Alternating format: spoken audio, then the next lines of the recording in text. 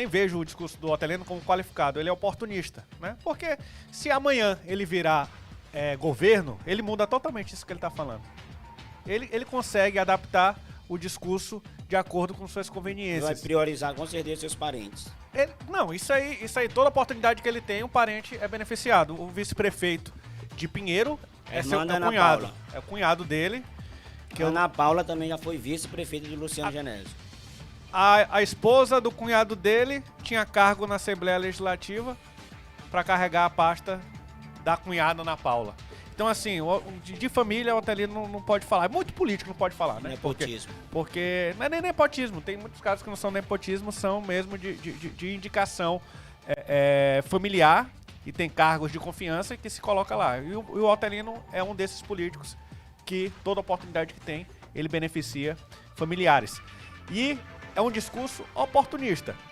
Ele tem uma retórica boa, coloca lá, mas se você pegar o passado do Otelino com o que ele reclama do presente, é totalmente contraditório. E se amanhã ele virar melhor amigo de Brandão, ele muda totalmente o discurso que ele está falando ali na Assembleia Legislativa, né? E ele chegou a falar hoje, voltando, lembrei aqui do Otelino, ele chegou a falar hoje, Christopher, que nem a Ana Paula sabia que iria presidir o partido, que ela ficou sabendo por blogs. Aí ela ligou pro Carlos Siqueira. O que é isso, meu presidente Carlos Siqueira? É o inocente, né? Aí disse que o Carlos Siqueira falou assim, isso ele falou hoje durante uma parte na Assembleia Legislativa. Aí disse que o Carlos Siqueira disse que não, mudamos a estratégia no Maranhão e você é o quadro, estou mudando as palavras, você é o quadro mais qualificado para poder assumir essa missão de presidir o nosso partido aí. Né? Então o partido, ele traiu o eleitorado porque ele foi eleito para governar o estado e foi eleito para ter um senador no Congresso. O Flávio Dino, eleito senador, traiu o eleitor e foi pro STF. A suplente, sem voto, assumiu o cargo do Flávio Dino e traiu o partido indo pro PDT. E agora ela retorna o PDT para poder utilizar do partido que foi eleito para ser governo, fazê-lo ele de oposição. Então é uma bagunça total do que aconteceu. Mas isso é natural, viu, Juninho? Porque o PSB ele é uma sigla de legenda no Maranhão.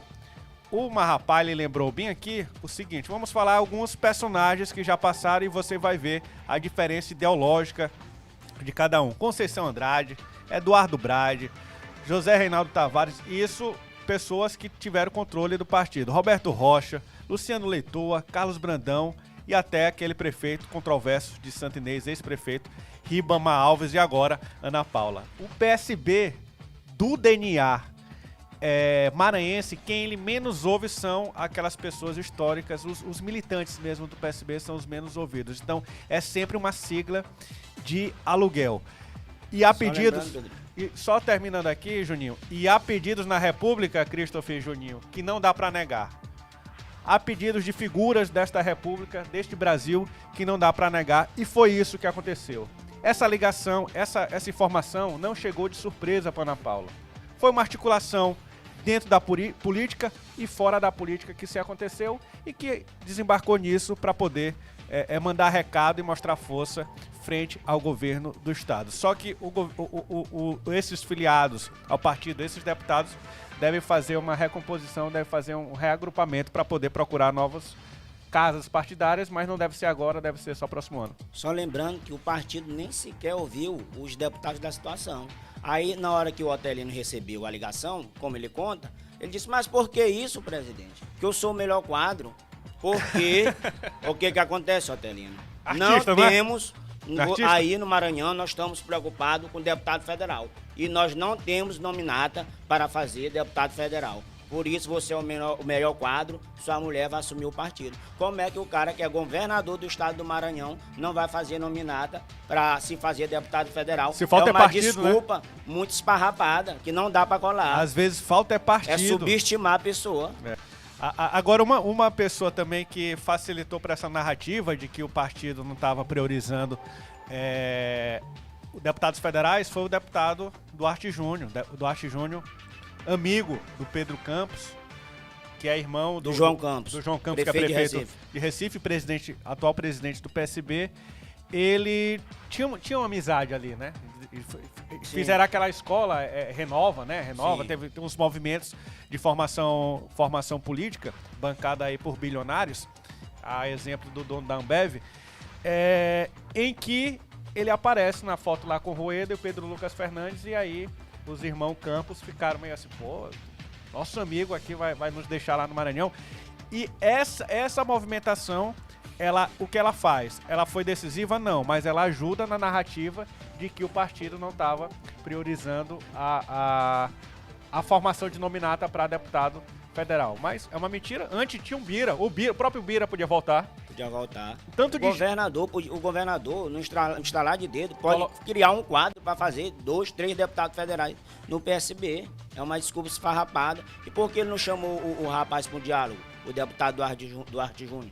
Não chamou o governador Não são amigos, né? Para o diálogo. Eles são tão amigos. Agora, sim, há comentários, por serem amigos também, Juninho, o João Campos disse o real motivo para o Duarte Júnior, e o real motivo é esse que eu estou dizendo, que tem pedidos na República que não se pode falar não. Não se pode falar não porque tem fatura para pagar, ou não se pode falar não porque deixa de crédito para pegar depois. Então foi isso que aconteceu, articulação dentro e principalmente fora da política para que o PSB saísse das mãos do Carlos Brandão. Porque como é claro, e a própria presidente falou, e você repetiu aqui, há coisas e instâncias que somente Deus pode intervir, né? E nesse caso, as faturas ficam para futuro, mas são pagas, Pedro, no nosso presente. E nesse caso, um dos escolhidos para ter uma fatura que a gente não sabe o teor. Brandão tá pagando a conta pro João Campos. Pro João Campos. Então, nesse momento, como falou, eu acho que quem ganhou, ganhou, quem perdeu, perdeu. Vão se ajudar os cacos e vida que segue. Natural, irá haver uma debandada natural do PSB, isso é fato. Tem que ser ratificado. Não vão ficar lá, porque não tem como, é insustentável. Sim, né? Essa movimentação todinha, quem perdeu foi o PSB. Vai se manter, até porque, como você falou, você citou em vários nomes históricos da política local do estado do Maranhão, mas que não tem identidade nenhuma com o partido. E serviu até o próprio folclórico e aí condenado ex-prefeito de Santo Inês.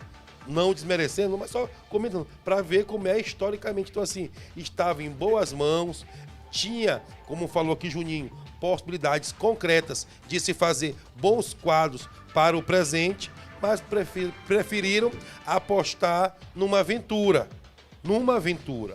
Pois hoje, quem toma conta do PSB já não conseguiu montar uma nominata para São Luís,